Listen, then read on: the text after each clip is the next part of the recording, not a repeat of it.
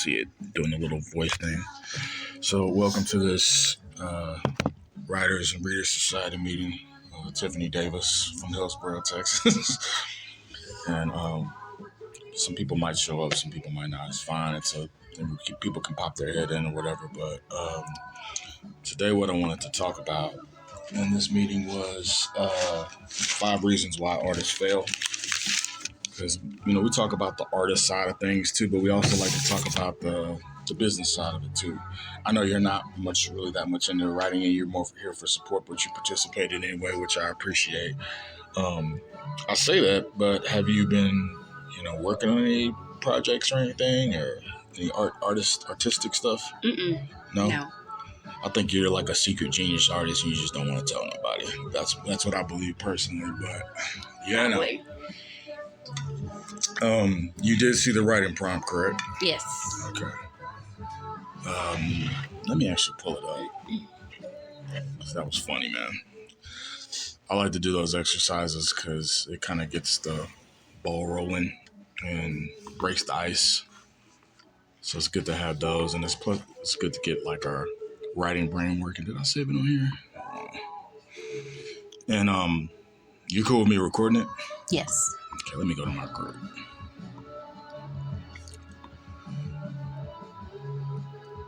Past events, just yeah. I got bookmarks for everything, dude. These are lifesavers, man.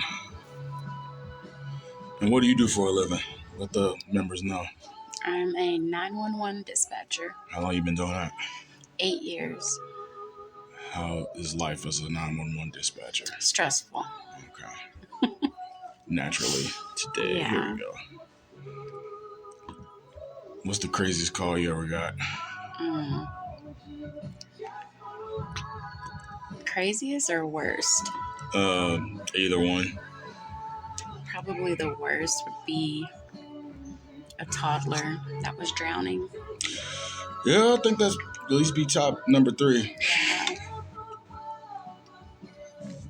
What's the best call you ever got? An accidental 911 call. Oh, yeah. Yeah. I did that like twice in one day on accident one time. And I'm like, please don't charge me with this. Yeah. I legit hit because what it was is I had it on my home screen as an emergency dial. And I had it in my pocket and just by chance it hit it twice in my pocket. I'm like, I promise I am not trying to break the law right now. But the writing prompt, this is funny. I thought this would be fun, but the prompt is where one person writes one part of the story and then another person comes up with their part of the story and it just keeps going on and on. It's pretty cool. Okay. What I should do is, because I would want it to be like an ongoing thing. So maybe what I'm going to start doing now is, because I don't want it to be like you have a version and then they have a version. Right. I want it to cascade. So what I'm going to probably start doing is letting people do them on here and then and tell people to go in order. Or I'll say, hey, you go next. Yeah. Make more interactive like that. But the writing prompt was, Eric was taken aback by both Cynthia's level of approachability and sharp sense of humor.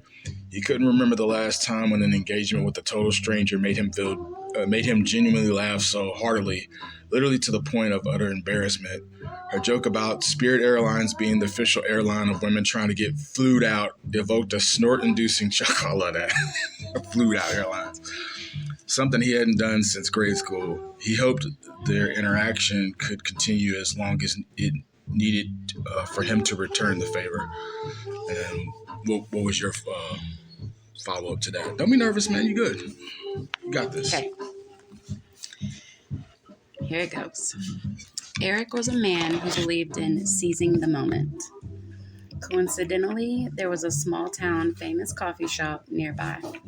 So he asked Cynthia if she would like to join him. Cynthia, with the warmest smile, agreed to join Eric. Once they arrived, Eric ordered a cup of dark roast. Cynthia ordered a decaf soy latte with extra foam. Eric couldn't help but notice. Was her name Cynthia? Uh-huh. Clearly it's a white woman, but go ahead. No pun intended there, right? Eric couldn't help but notice the unique choice of beverage and responded with, "That's a bold move." Cynthia chuckled, surprised but intrigued. "You're right. It is a bit unusual, but hey, a girl's gotta do what a girl's gotta do." "Well, I admire your adventurous spirit," Eric replied, "and I was wondering, would you be interested in fueling that spirit with a real adventure? Like maybe dinner sometime." Wow. Okay, that's it. Oh boy, got some game. Something. Slow clap. Slow clap. I really enjoyed that. Thank you. I wanna hear the rest of the story now. Dang. Yeah. You gonna finish it? Oh no. We'll see. It took You a lot of could time. just do it like as a hobby. Yeah. How long did it take you to write that? Probably like hour and a half. Okay, that's not that long. What you got? That's because we had a cheer competition. Oh today. yeah, how'd it go? It went good. Okay. Yeah, Any Jazzy trophies? was. They didn't win. But they did get like medals for participating and all that. But Cool. Well, that was very well written. Thank you. When's the last time you wrote something? I don't even know, honestly. For somebody who can't remember the last time they wrote, that was very well done. Thank you. So, shouts out to you. You should type that up, save it somewhere. Okay. And finish that book when you get a chance, because we're trying to read that. So, as I mentioned in the theme on Facebook, the theme for this month's meeting is 5 reasons why artists fail. And, one could say failure is objective as an artist, but I think taking some time to really consider or come up with what that means to you. What is success as an artist? If success is you just wanted to, create like a political movement with your art or something like that, or you wanted to help people, no matter how many people, if they're going through something, you want to give them something to relate to. So success is relative to kind of what you assign to it. But I think it's important to define that for yourself before you start with anything, like really having like a concrete definition of what success means to you and really being honest with yourself about it. If your goal is to sell 1 million copies, then you need to make that your goal. You need to say, this is how many copies I want to say, or how many copies I want to sell. Because once you define it and give it a definition, now your mind can kind of work with that in those parameters. If it's just this amorphous kind of thing, I just want fame and prestige or whatever like that, then I think that's going to really inhibit your creativity and, really your, the business side of things when you're trying to do art or write books or, do whatever kind of craft that you do. So I think for me, and the first reason I think artists fail is they approach it for superficial reasons. You know what I'm saying? Like, if let's say you go, like a lot of people like to go into the rap game or something like that, and it's like, I just want fame and prestige and a lot of money. You're kind of going into it and that's not to say you shouldn't want to get paid for your craft, but science has shown that if we try to go do something like really huge or commit to something, if it's for superficial reasons, a lot of the time we can't accomplish it. Like, I was listening to something on NPR years ago, and they were talking about how a lot of people who are trying to like lose weight, they don't lose weight because their reasoning, or the reason why they want to do it is, I want to look good, I want to look sexy, as opposed to, I want to be healthy, I want to live for a long time, I don't want diseases associated with weight and stuff like that. Yeah. So when they go into it for superficial reasons, that's why most diets fail. That's why most people who go on these workout regimens, they fail, because they're going to it for superficial reasons. So I think a lot of the time with your craft, if there's not a genuine purpose behind it, if there's not something that you really believe in a commitment to how you want to influence the world, I think that whether it's the creative side of it or the business side of it, I think is destined to fail. But what do you think about that? What are your thoughts? I'd have to agree. Yeah, you have to go into it for the right reasons in order to succeed. Okay. Yeah. Have you ever tried anything like a project or something or a business idea and it failed, yeah, we're gonna put you on Front Street. Tell the world how you're a failure. Yeah, actually, when I went to nursing school. Yeah, So, I remember that. Yeah, I mean, obviously, like, I love helping people. That's what I do. That's my heart. But I think more than anything, I went into it because people were like, it's good money, it's good money, it's good money. Yeah. So Yeah. I went in there and did it, and yeah, I failed. So yeah, tried it twice, and it just didn't work. Right. Yeah, and again, there's nothing wrong with wanting to make money. I tell a lot of students that I work with, if you want to be the world's best underwater basket weaver, or you want to like catch butterflies for a living or whatever, like, pursue your dream, whatever makes you happy and fulfills you. But there's nothing wrong with doing something for maybe a short period of time to get the money to fund what you want to do, what's in demand. Yeah. So, I definitely wish I would have kind of went about it when I first got into the writing game. But, you live and you learn. But sure. I think that's something to consider, when you're first starting off. And I wish, that's why I like having this group, because when I first came into writing and publishing, I didn't really have like a support group like that. Yeah. So, I started trying to find support groups.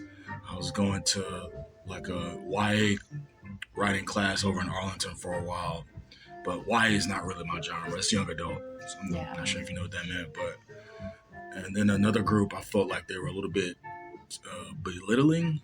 They really didn't encourage people to kind of find their own creative voice.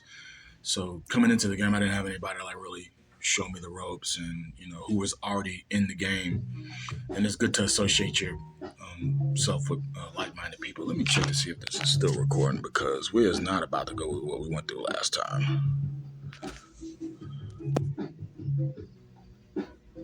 Okay, hold on a sec.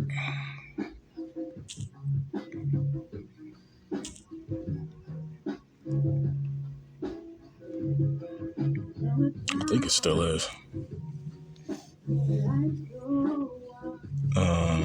I just want to check to see. And I can edit all this out, so I'm not really worried about that. Okay, it's just running an ad, that's why. All right. Okay, dude. Okay. We're still going. All right, good. Because I was about to get a little mad, I ain't gonna lie. But the second reason why I think artists fail is more along the lines of the creative aspect of things, and it's being too rigid in your methods. Which basically what I mean by that is everyone has a style, obviously. My style is more poetic, and I'm really into the lyricism part of it. As a hip hop head, that's what inspired me.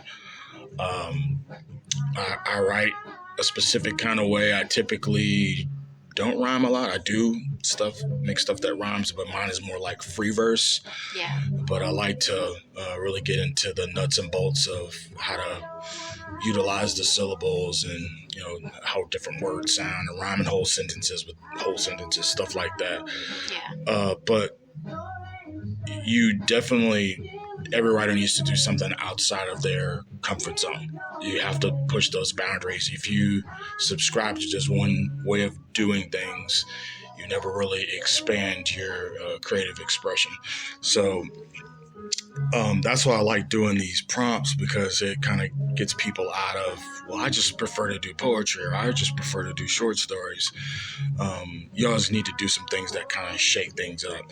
Yeah. So, I wrote a book about, it's an audio book I put on YouTube that I'm sure you're aware about, but it's, I talk about the system of racism and like how it functions, all the ins and outs of it, and what steps I think we need to do to combat it.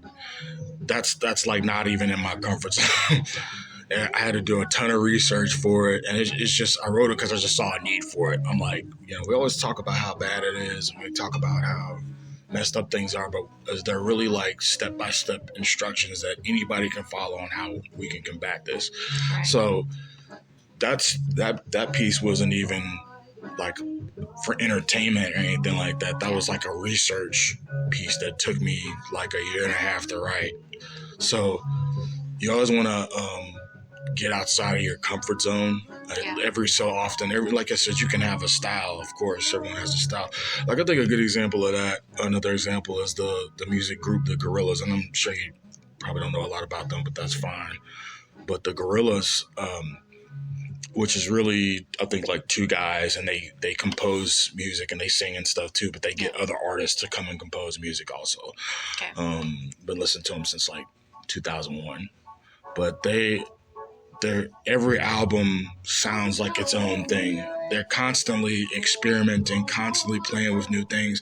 They have like one song that sounds like pop. They have one song that has like a hip hop artist on it, and then they have stuff that sounds really ambient, stuff like that. So they're always playing with new ideas.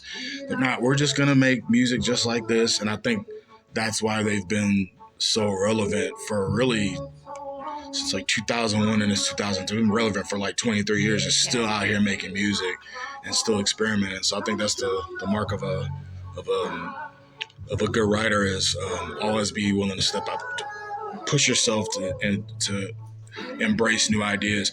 For a while, I was really against like slam poetry because it kind of felt like I had my issues with it. I'm not gonna go into it, but later on in my writing career, I'm like, well, this is a whole group of the people in the writing community you're not tapped into because you're so like, well, I'm not going to do that because I don't like it. And you really can't be stubborn, and not just in your art, but in life in general, that needs to be your philosophy in life in general. And I think a lot of artists fail because of that. They hold grudges against certain ways of doing things because they're like, I want the people to like the way I do things instead of giving them maybe meeting them in the middle and kind of giving them what they want. What do you think about that? I agree. Yeah. You can't just agree with everything. I can though. Yeah, I agree because I do think that stepping out of your comfort zone does bring on challenges, but like you said, it can bring on a lot of success too. Yeah. Oh yeah. And yeah, I mean, I could see myself like, if I was to write, I would probably be most comfortable with doing like, for instance, the book I'm reading that right now that you wrote. Okay. More of like a journaling style, Yeah. Like daily. Yeah. I mean, I don't know. I feel like maybe the daily life of a dispatcher type of thing. I don't know. But something like that. Yeah. And the thing is, it's cool to experiment with stuff too, but sometimes accept that it's not going to work. Like one thing I'll take it back to the Gorillaz. They've made some horrible stuff too, but that's okay. It's okay to make crappy stuff sometimes. Yeah. The goal though is not to limit yourself and to experiment. It's you're not everything's going to be a classic hit. They got some really awful stuff too. So just accept that. But I had another thought, but maybe it'll come to me later. Oh yeah, kind of just the book that the book that you're reading that I wrote. I was like, I'm not really a novelist like that. Yeah. That's just not my strength. I really admire writers who specialize in different things. Like I think I specialize more in like poetry. That's my thing. Mm-hmm. But people who can specialize in novels, that is a Herculean task, and you have to be a specific kind of writer to be able to crank those out. Yeah. So I was like, I don't think I can do a novel like this, but what I can do is take a bunch of little artistic pieces, glue them together in to tell a chronological story. And, you find ways around it. Just because you can't do it doesn't mean, well, I'm just not going to do anything since I can't do it. Okay, do what feels comfortable for you, or try to, like I said, meet people in the middle. I can't give you guys a novel, but I can give you a chronological story told with multiple pieces of art. So, and I forget where I got that idea from. I think it was like years ago when I was working at Mountain View, they had some guest speaker come for his book. It was an author, and he wrote a book about like him in the war or something like that. Yeah. And I was asking somebody, what's it about? I was like, it's about a book. He's like, yeah, but the book is about a bunch of stories that he had that tell like a story together. I'm like, that's kind of creative. Yeah. So, years later I wrote that, and, that kind of was inspired by that. I think the next reason a lot of artists fail is because they don't treat it like a job, which is what it's supposed to be. And what do you think I mean by that? I would say kind of like just not sitting back the amount of time you would need to effectively write, to actually like take the time to brainstorm, to, get your ideas together. I mean, you have to be persistent with it in order to succeed. Yeah.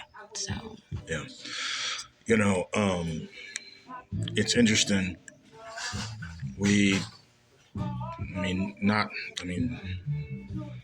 None of us really look forward to showing up doing a 9 to 5, or most of us don't.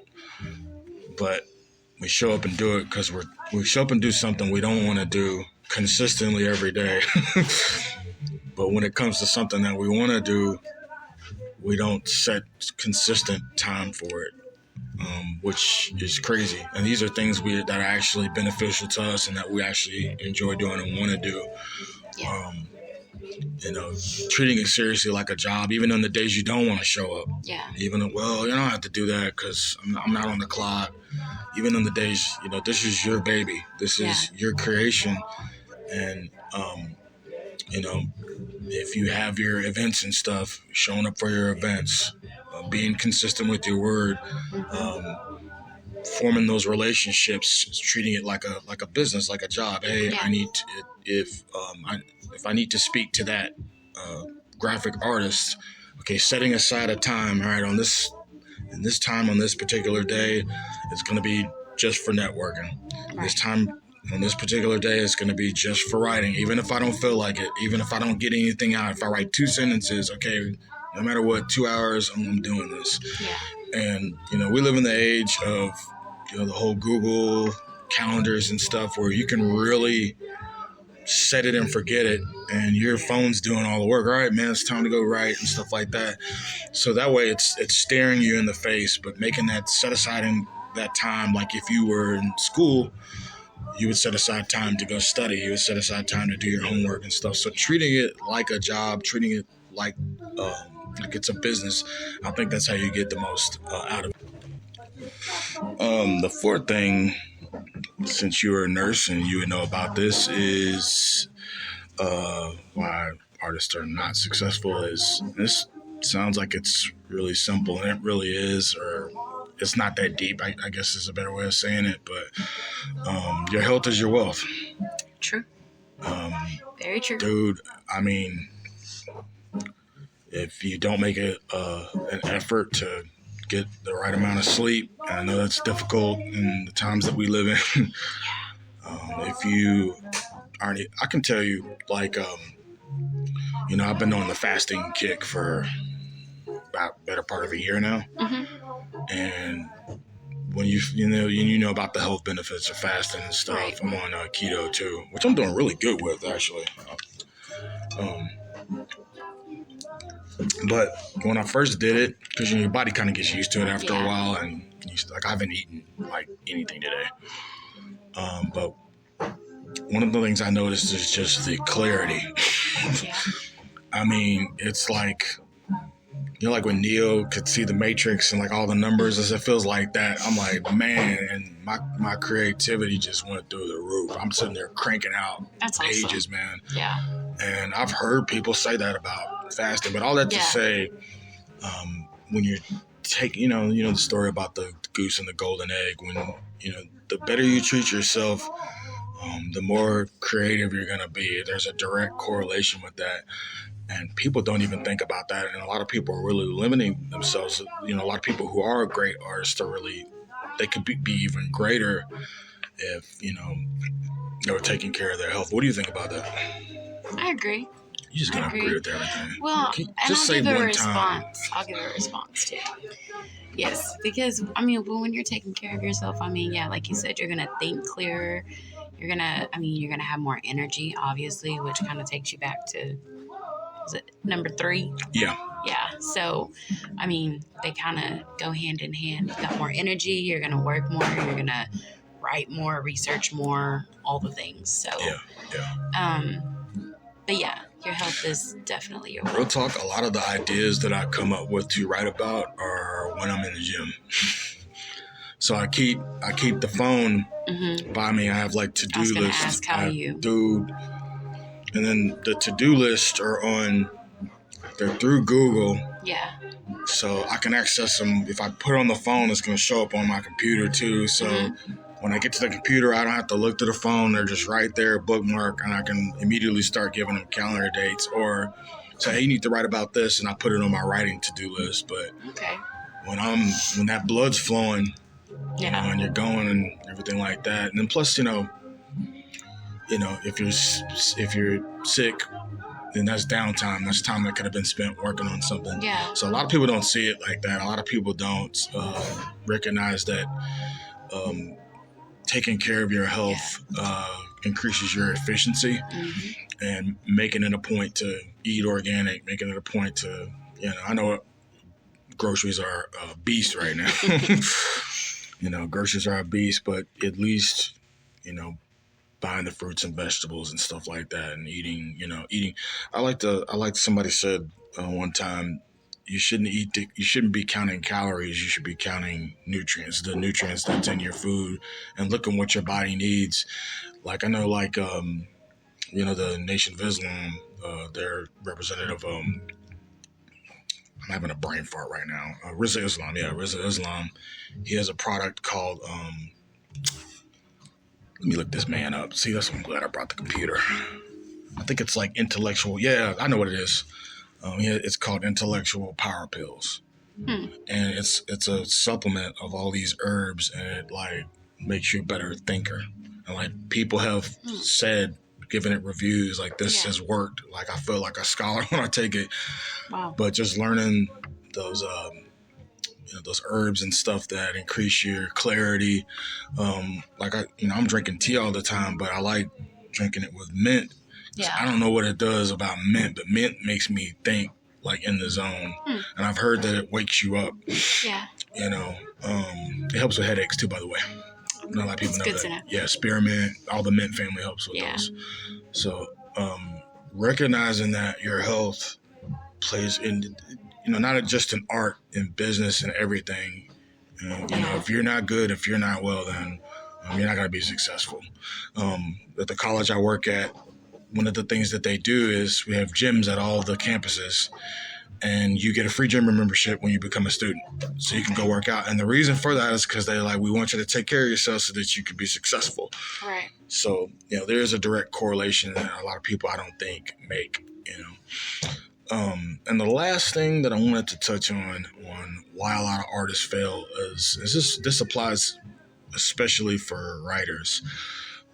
Most of us are introverts. The introvert blues. Yeah. We don't like getting out.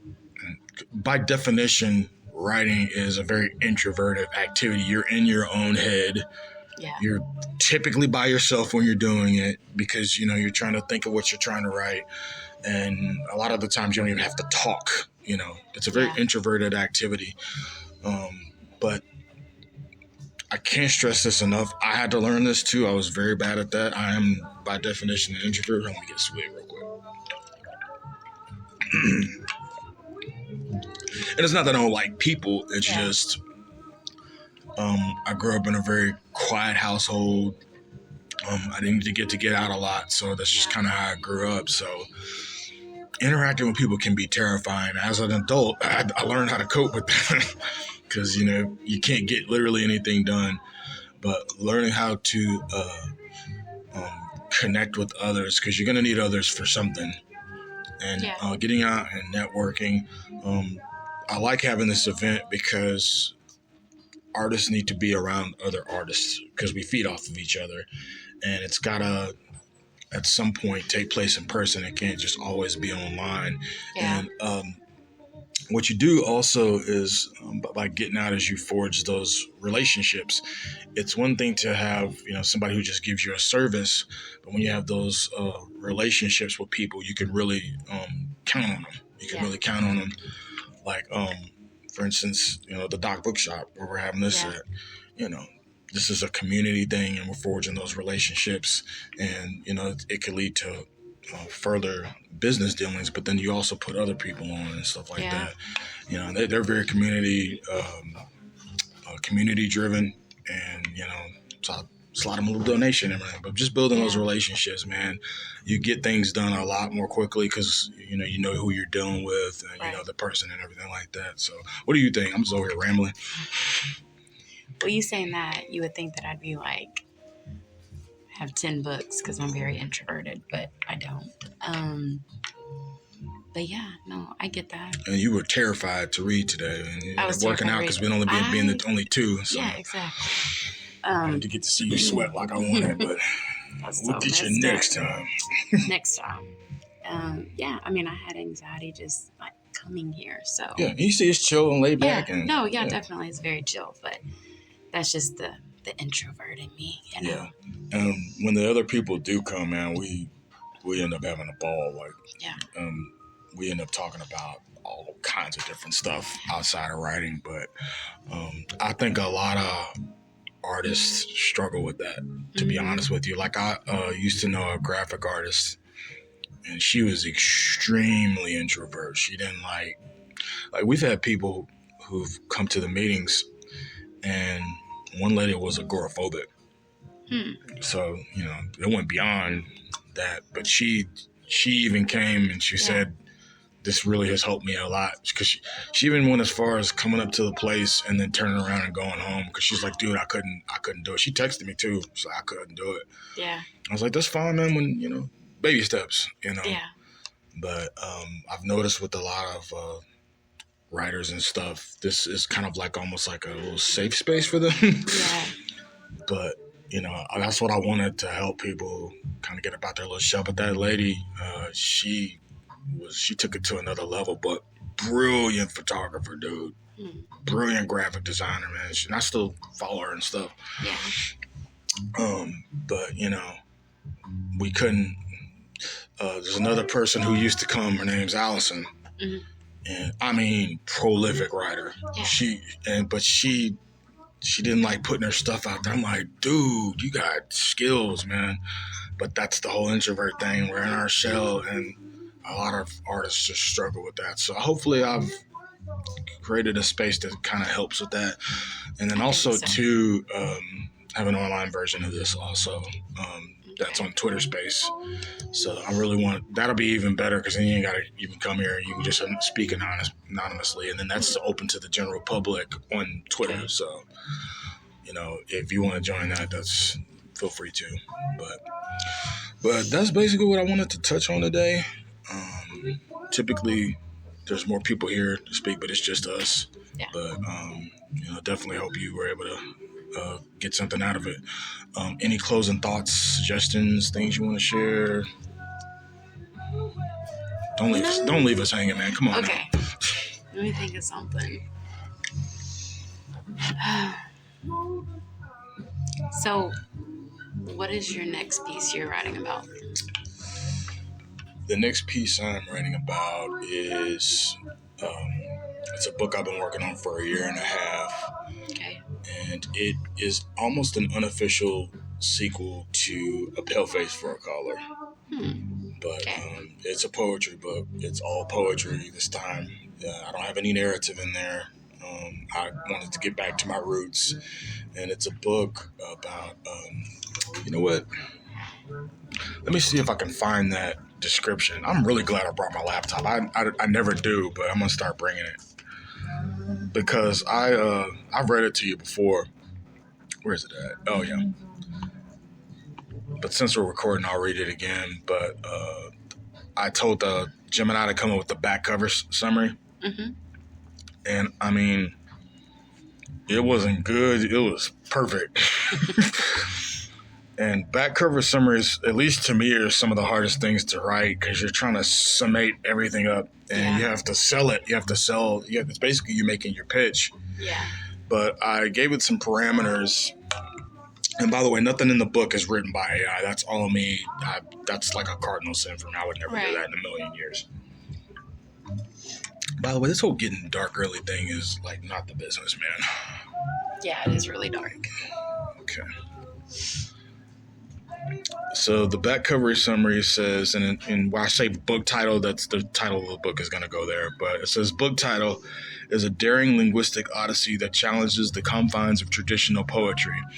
With each verse, the author pushes the boundaries of language, crafting a unique and immersive poetic experience.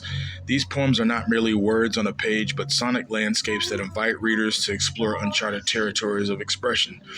Yet beneath the innovative form lies a profound exploration of gratitude and simplicity.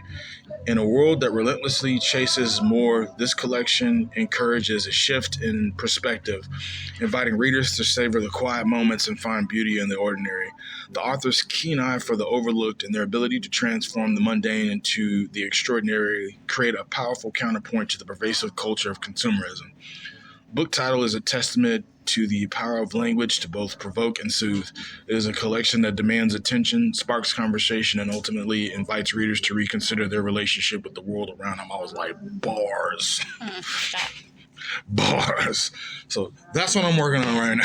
It's going to be nice. Yeah. It's a very uplifting piece. There's nothing dark in there, which actually is more difficult to create because you're limiting yourself to one kind of feeling that you're trying to invoke. Yeah. So I found that it's actually been more challenging than stuff I've written in the past because it's a feel-good book.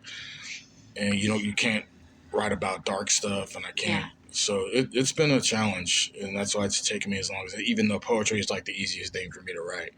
And then the other thing, too, is I wanted to push the lyrical boundaries. I really wanted to really make something very prolific to kind of pay homage to the craft itself, to pay homage to the Robert Frost, the Maya Angelos, and all the artists that are the writers that have went before me. So I really wanted to pay homage to the actual craft of literature itself, and get back to that because I'm sure there's good stuff out there, but it's been, quite a while since I've heard like somebody just really make a poetry book that pushed the boundaries. So that's kind of what I'm working on. And I really think it's going to be something special. And I think it's much needed, especially in the times that we live in, where somebody could just crack it open and just get a little bit of inspiration, a daily dose of inspiration. So, yeah. So and literally when I'm walking throughout the day, if there's something that I think looks cool or that get like a sunset or something like that, I'm like, yep, put that on the to-do list to write about that. So I have like a sheet of like 400 ideas. So I'm probably going to get through like a third of that's probably going to go in the book, but who knows? So when do you think it'll come out? I'm trying not to give dates anymore because every time I give a date, I'm like, oh yeah, I want to include that too. Oh yeah, I want to include that too. So if there was a gun in my head and I had to give estimation, I'd probably give it about another 6 months. Okay. Yeah. From today, which is November 9th, correct? Yes. Yeah. It is. Yeah. Okay. But that's all I have today. And you said you didn't have any other closing thoughts or anything like that. You're not gonna like say how awesome the group is and how awesome what I'm doing is. And, I think it's very awesome, honestly, because like I'm not even a writer, but just being here and just the things we covered, like they relate to my life too. Yeah. You know what I mean? Oh, and and like I said, I would like to kind of write. Maybe start off with my dispatch life and just things that I go through. But I often tell people, man, like one of the most famous books of all time was Diary of Anne Frank. You never know who that could reach. And I've read that book several times. And it's every time I read it, it's like the first time reading it. Yeah. But she was like 13 by the time they came and found them, the Nazis. She was 15 years old. This little girl was writing like a writer that had been writing for decades. I mean, she really portrayed it so vividly, dude. Yeah. And the movie, I've seen the movie too, from the one with Audrey Hepburn in it, where she plays on front, and the bombing scene in there, that movie is really powerful. Yeah. And I like how they did it in black and white on purpose. That was a really nice touch. But it does how she describes it in the book justice, because a couple of blocks down, a building got like blown out. So don't ever think that, oh, no one's gonna care about that. No, you tell your story, no matter who you are, if you're a writer or not. At least document it so your kids will have something to look back. What was mom going? I would love to know what my mom was thinking when she was my age, or my my grandparents and stuff. Definitely document stuff like that for sure. Yeah. I'd read it. Okay. I'm gonna end it right there, ending on a good note.